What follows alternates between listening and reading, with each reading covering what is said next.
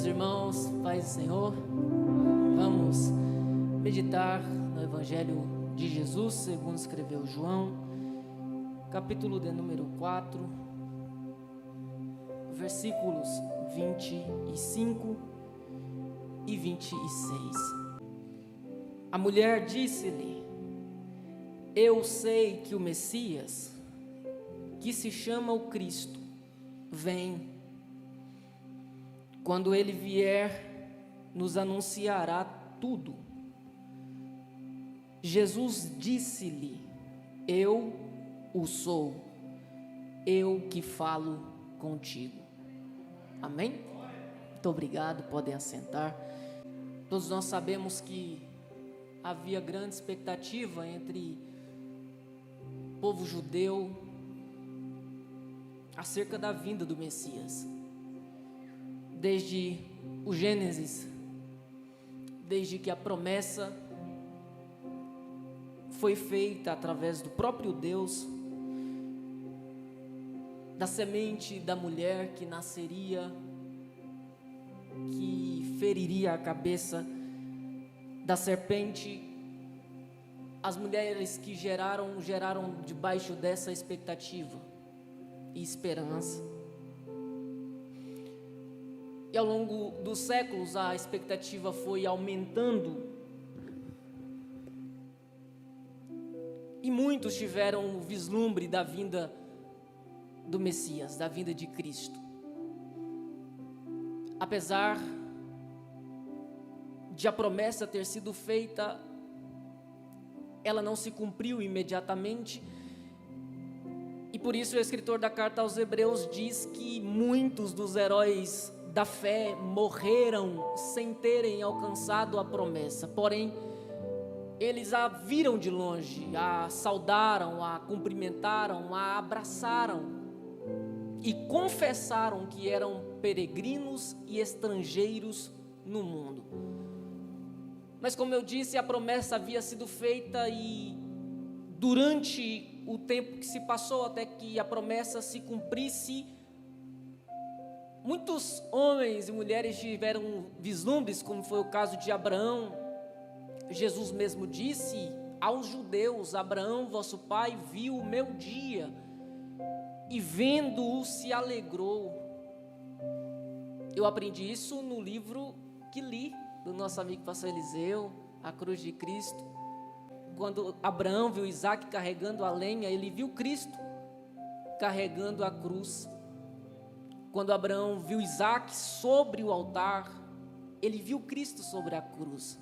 Quando Abraão viu Isaac se levantando daquele altar que fora feito de pedras, ele também viu Cristo se levantando do túmulo que fora feito numa pedra, que tinha uma grande pedra colocada à entrada do túmulo. Ele teve esse vislumbre, mas não viu a promessa em si se cumprindo. Depois de Abraão vieram os profetas, de Moisés a João Batista. Eles anunciaram a vinda do Cristo, do Messias. E com João Batista a expectativa se tornou tão grande que os judeus enviaram pessoas para lhe perguntarem se ele era o Messias que havia de vir. E João Batista disse: eu não sou o Cristo. Obrigado, Marcos. Mas o que vem depois de mim é, e ele já está entre vocês, e eu não sou digno de, ainda que abaixando-me, desatar as correias das sandálias que calçam os seus pés, porque ele é maior do que eu, ele é mais poderoso do que eu. Ele vem depois de mim, mas ele na verdade é antes de mim, porque ele é o Cordeiro de Deus morto desde a fundação do mundo. Então as palavras, a pregação de João Batista trouxeram ainda, ou reviveu essa esperança, essa expectativa no coração do povo, do cumprimento da promessa que da parte de Deus ainda estava de pé. E é por isso que quando João Batista vê Cristo, o Messias, vindo até ele, para ser batizado nas águas do Rio Jordão, ele apontando para ele diz: eis o Cordeiro de Deus que tira o pecado do mundo. Em outras palavras, ele estava dizendo, era dele que eu dizia, mas não apenas eu disse acerca dele, os profetas também falaram acerca dele. Ele é a semente da mulher que foi prometida lá em Gênesis 3. E a prova disso, do que eu disse no início, que havia grande expectativa entre os judeus da chegada do Messias, é que um dos discípulos de João Batista era André, que era judeu, que tinha essa expectativa, que quando viu e ouviu João dizer, eis o Cordeiro de Deus que tira o pecado do mundo, ele e mais um companheiro deixaram de seguir João Batista para seguir Jesus, porque João testemunhou, ele é o Messias, ele é o Cristo, ele é maior do que eu, ele é mais poderoso do que eu. Então, debaixo do cumprimento dessa expectativa que foi gerada no coração deles, eles passaram a seguir Jesus. E a Bíblia diz que a primeira reação de André foi ir e encontrar seu irmão Simão, que também era judeu, que vivia debaixo da mesma expectativa. E ele disse a Simão, achamos o Messias. E ele leva Simão para conhecê-lo, não apenas Simão, mas os gregos.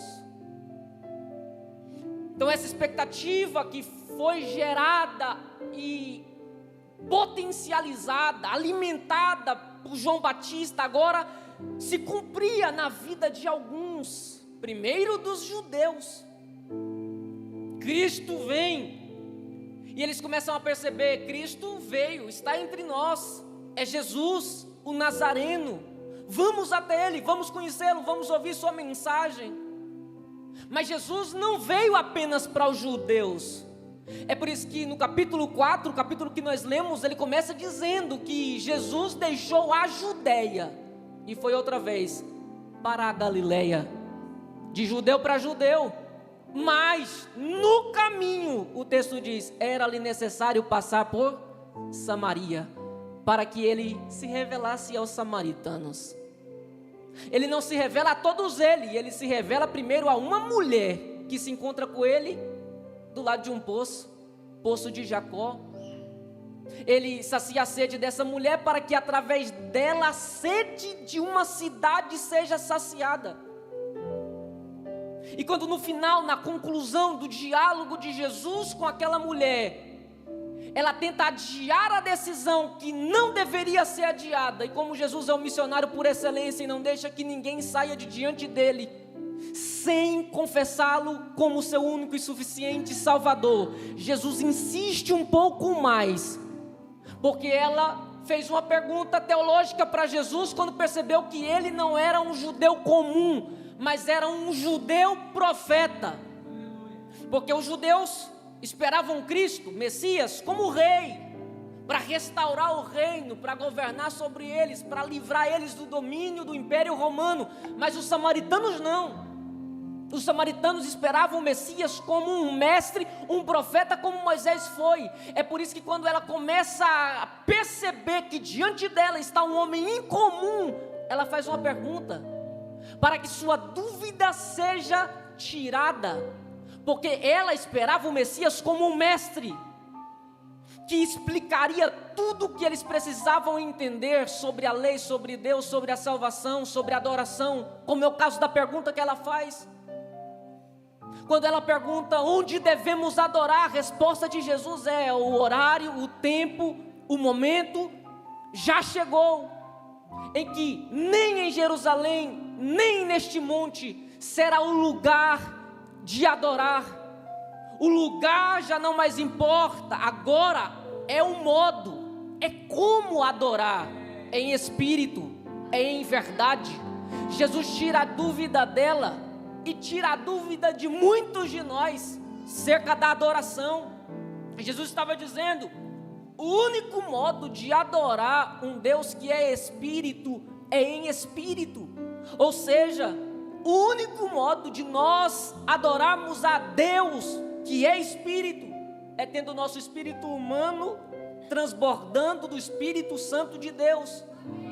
Mas nós não podemos limitar nossa adoração a apenas adorá-lo em espírito, nós também devemos adorar em verdade. Ou seja, Deus sonda o nosso coração, na hora do culto, Ele sonda nossas intenções, Ele sabe quem o adora de modo falso, simplesmente para aparecer para alguns. Ele conhece, por outro lado, quem é verdadeiro na adoração, quem está se entregando de fato, quem antes de se prostrar de joelhos, teve o seu coração prostrado diante de Deus. Ele conhece, Ele sabe. Nós enganamos alguns, mas não todos, e Deus muito menos pode ser enganado. Depois de fazer essa pergunta e de obter essa resposta, ela diz: eu sei. Então ela tem uma convicção no coração dela, ela está dizendo de algo que ela é convicta. O Messias vem. Disse: eu tenho certeza. Era o que ela estava dizendo. Ou seja, ela havia enxergado em Jesus apenas um profeta, mas não o Messias ainda. Quando ela diz: eu sei que o Messias vem, e quando Ele vier, Ele nos ensinará tudo. Jesus disse para ela: se você está esperando o Messias, você não precisa mais esperar, porque Ele já veio. Sou eu, estou diante de você, estou pregando para você. A fonte da salvação já está aqui, disponível para você. Basta você aceitar isso, reconhecer isso, que essa fonte estará disponível para você e para todos quantos quiserem beber dela. Então, a aplicação dessa mensagem é: eu quero falar com você que está esperando por algo que só Deus pode fazer. Talvez Deus te trouxe aqui para te dizer isso. Você não precisa mais esperar, já aconteceu. Saia daqui nessa noite com essa fé no seu coração e com essa certeza.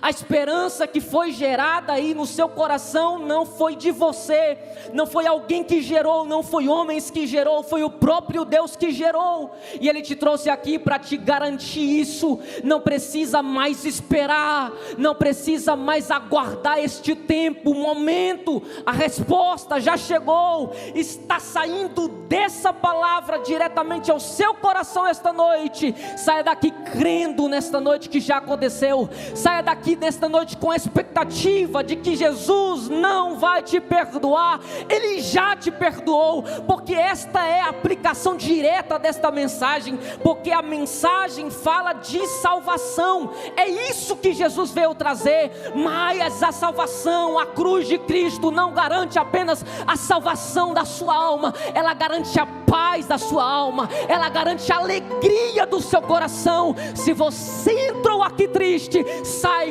Jesus te dá agora, hoje, motivos para voltar a sorrir.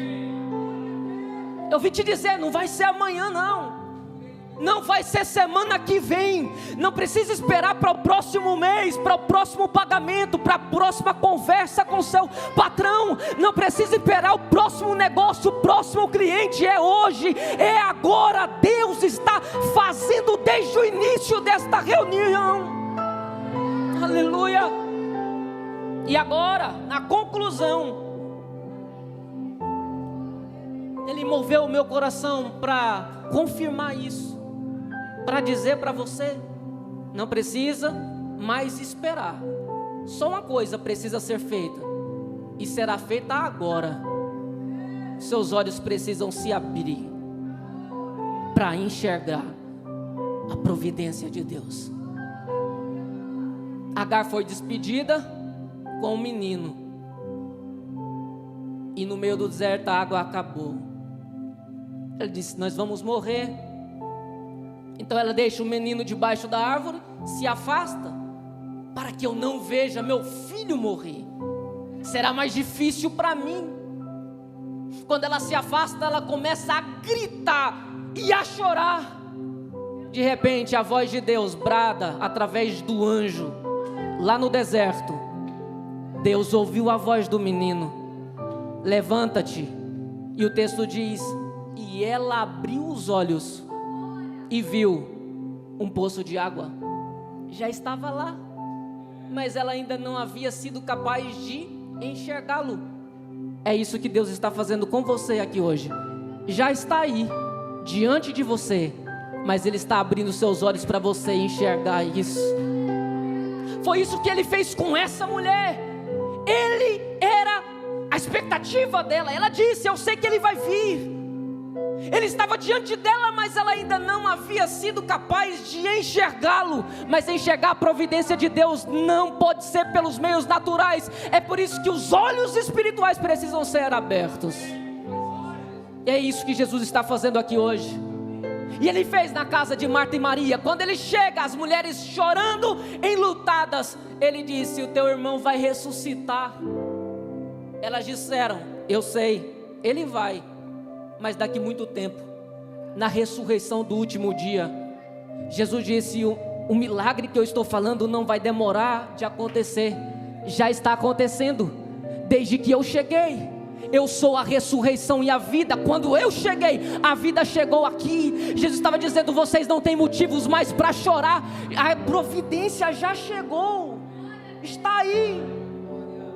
E para encerrar, as mulheres que no domingo pela manhã foram ao sepulcro para ungirem o corpo de Jesus. Se foram para ungir, é porque para elas Ele estaria morto. Mas quando elas chegaram no túmulo vazio, uma surpresa, o anjo assentado na pedra que fora removida disse: por que vocês estão procurando entre os mortos aquele que vive? Ele já ressuscitou. Vocês não precisam mais procurá-lo. A expectativa do coração delas em relação ao corpo, ao ungimento do corpo de Jesus, foi frustrada. Mas uma outra expectativa foi gerada, a de ver o corpo de Jesus ressurreto. E Ele surgiu, Ele apareceu diante dela. Mas olha o que Jesus faz. No primeiro momento não permite que Maria o reconheça, porque ela pensava que Ele era um jardineiro. Por isso ela pergunta: para onde levaram o meu Senhor? Que fizeram do corpo dele? Quando Jesus diz Maria, ela reconheceu pela voz que era Jesus que estava diante dela. Talvez você não consiga aceitar e confiar e acreditar nisso, porque você está ouvindo a voz de um homem falando com você. E os seus olhos espirituais precisam ser abertos, mas também os seus ouvidos. E você precisa ouvir agora, não a minha voz, mas a voz de Deus bradando ao seu coração: sou eu e não o homem quem estou falando. A providência chegou. Tome posse e saia daqui esta noite se comportando como quem já recebeu o que estava esperando, que você vai ver o resultado. E como quarta é quarta de testemunho, volte na próxima para contar o seu. Que Deus te abençoe. Obrigado. Amém, Jesus. Obrigado, pastora, por mais uma oportunidade. Sempre uma honra, tá bom?